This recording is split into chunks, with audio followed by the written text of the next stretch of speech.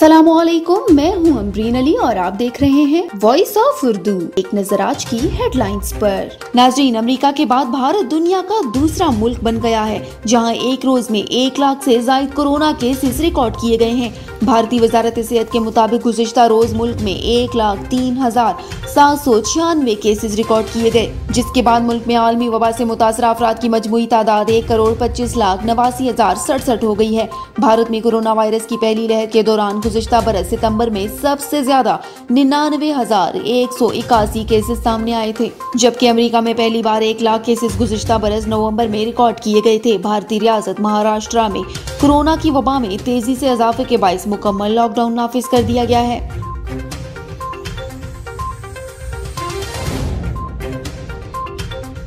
बरतानवी रुकने पार्लियामेंट मोहम्मद यासीन ने पाकिस्तान को रेड लिस्ट में डालने पर बरतानवी वजीर आजम से मुतालबा किया कि शहरियों की वापसी के लिए चार्टर्ड फ्लाइट्स चलाएं।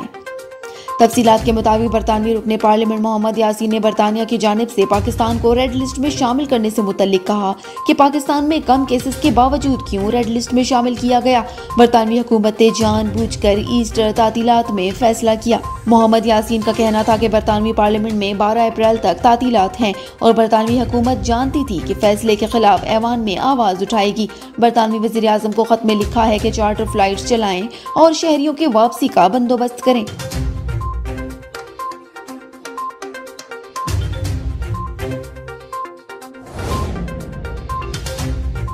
तेल अबीब से मैक्सिको जाने वाली इजरायली एयरलाइन की परवाज में फनी खराबी, तैयारे को फ्रांस की दारुल हुकूमत पेरिस में हंगामी लैंडिंग करना पड़ी। एविएशन जराये के मुताबिक इसराइल की कौमी एयरलाइन एल इसराइल एयर की परवाज LY 3041 तेल अबीब से मैक्सिकन शहर कैंकेन जा रही थी कि टेक ऑफ के 2 घंटे 44 मिनट बाद तैयारे के कॉकपिट में हंगामी सूरत हाल के सिग्नल मिले।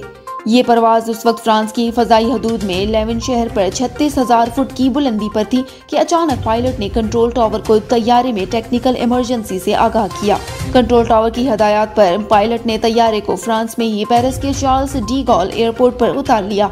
ताहम 3 घंटे के मुआयने के बाद नक्स दूर करके इस तैयारे को मंजिल की तरफ रवाना कर दिया गया।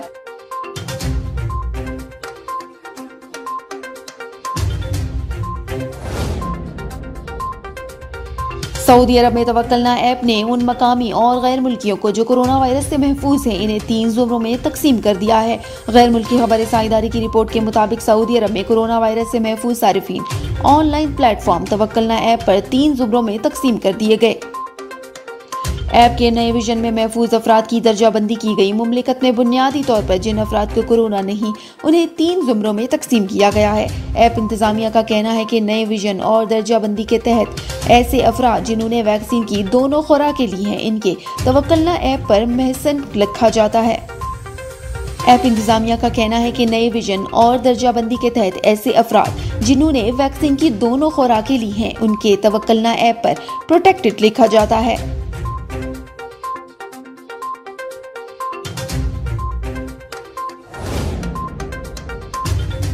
आलम इस्लाम की महबूब तरीन शख्सियत शेख अब्दुर्रहमान सदीस के आज मस्जिदुल हराम में मुस्तकिल तकर्रुरी को 38 साल मुकम्मल। सन 1984 में शाही खानदान ने प्रोफेसर डॉक्टर अब्दुर्रहमान सदीस को मस्जिदुल हराम मक्का मुकर्रमा का मुस्तकिल इमाम मुकर्रर करने का शाही फरमान जारी किया था।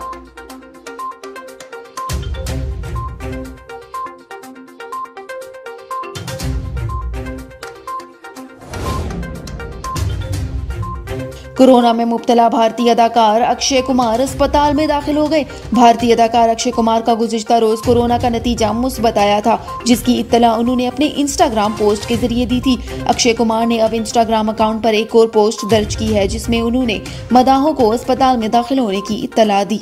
बॉलीवुड अदाकार ने नेक ख्वाहिशात और दुआओं पर अपने मदाहों का शुक्रिया अदा किया और कहा कि वो बेहतर हैं, लेकिन एहतियाती तदाबीर को अख्तियार करते हुए तिब्बी मशवरे पर अस्पताल में दाखिल हो गए हैं।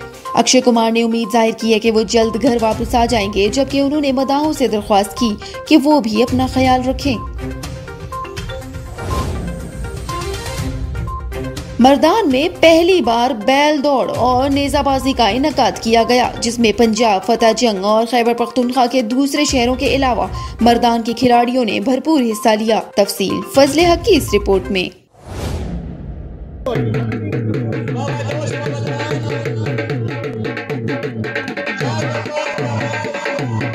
मर्दान में पहली दफा बैल दौड़ और गोल नेजाबाजी का इनेकाद किया गया, जिसमें पंजाब, फतेह जंग और खैबर पख्तूनख्वा के दूसरे शहरों के अलावा मर्दान के खिलाड़ियों ने शिरकत की।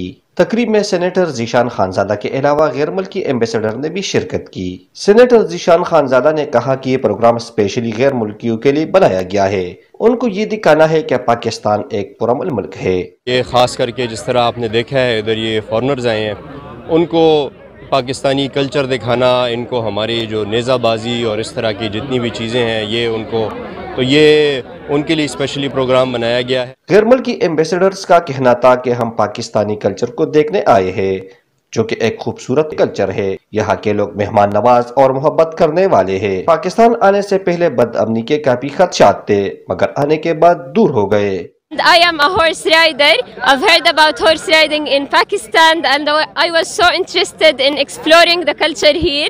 Then I came to this village to explore the real life, the real people, how peaceful and loving are they, how caring are they. I'm from Brazil and it's such a pleasure to be in Pakistan and witnessing the rich culture of this country. I absolutely love the Pakistani people, Pakistani culture, and this kind of traditional sports really fascinating. गोल नेज़ाबाजी की इस तकरीब में शहरियों की बड़ी तादाद भी मौजूद थी, जबकि गैर मुल्की एम्बेसडर्स भी इस रिवायती खेल से खूब महसूस हुए। फजल हक, वॉइस ऑफ उर्दू, मर्दान। बलोचिस्तान के सरकारी मुलाजिमीन गुज़िश्ता 8 दिनों से सरापा एहतजाज हैं, जिसके बायस बलोचिस्तान में तमाम सरकारी मामला ताख़ीर का शिकार हैं। इन मुज़ाहिरीन का अहवाल बता रहे हैं कोयटा से रिपोर्ट में। बलूचिस्तान के सरकारी मुलाजिमीन गुज़िश्ता 8 दिनों से तनख्वाहों में 25% इजाफे के लिए सरापा एहतजाज बने हुए हैं, जिसके बायस बलूचिस्तान में तमाम सरकारी मामलात ठप हो चुके हैं।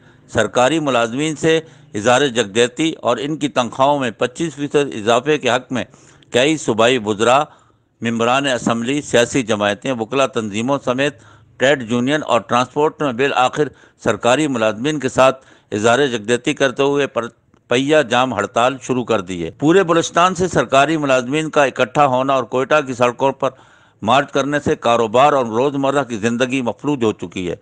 सूबे के मुख्तलिफ अजला से लाखों की तादाद में सरकारी मुलाजमीन एहतजाज के बायस तमाम तालीमी इदारे और अस्पताल भी बंद हो चुके हैं, जिसकी वजह से मरीजों का कोई पुरसान हाल नज़र नहीं आ रहा। मेरे आज की वीडियो का मकसद आपके साथ इस हालिया प्रोटेस्ट के हवाले से है, जो कि पिछले तकरीबन कोई 6-7 दिन से कोयटा सेक्रेटेरिएट के मुलाजमीन और बाकी सारे सरकारी मुलाजमीन कर रहे हैं।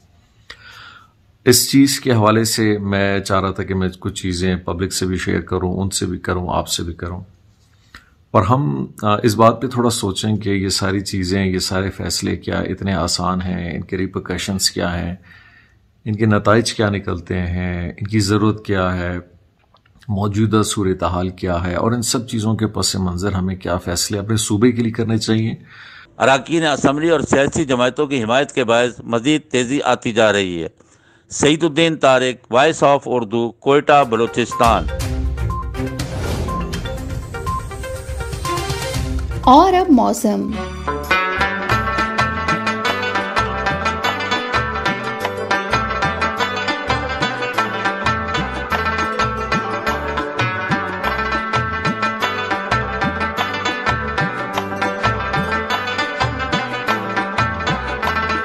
अस्सलामुअलैकुम, मैं हूं बिस्मा सत्तार। मौसम की ताज़ा तरीन सूरत हाल के मुताबिक अगले 2 रोज़ के दौरान गिलगित बल्तिस्तान, खैबर पख्तूनख्वा, कश्मीर और इस्लामाबाद समेत खित्ता पोटोहार और गुजरांवाला में तेज़ हवाओं और गरज चमक के साथ बारिश का इम्कान है। मंगल के रोज़ सरगोदा, फैसलाबाद, डेरा गाजी खान, मुल्तान, बहावलपुर, साहिवाल और लाहौर के अजला में आंधी और गरज चमक के साथ हल्की बारिश का इम्कान है। बुध को इन मज़कूरा इलाकों में मौसम खुश्क होगा। जुमेरात को इस्लामाबाद समेत मुल्क के तमाम बलाई इलाकों में मौसम खुश्क और मैदानी इलाकों में गर्म होगा। मंगल से जुमेरात के दौरान सूबा सिंध और बलूचिस्तान के बेशतर अजला में मौसम गर्म और खुश्क रहेगा। ताहम मंगल के रोज़ शुमाल मशरक़ी बलूचिस्तान और बालाई सिंध में तेज़ और गर्द आलूद हवाएं चलने का इम्कान है।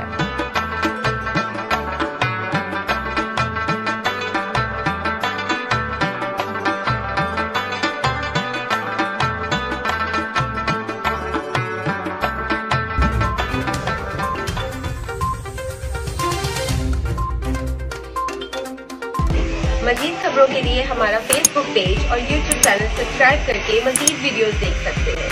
देखते रहिए वॉइस ऑफ उर्दू यूरोप।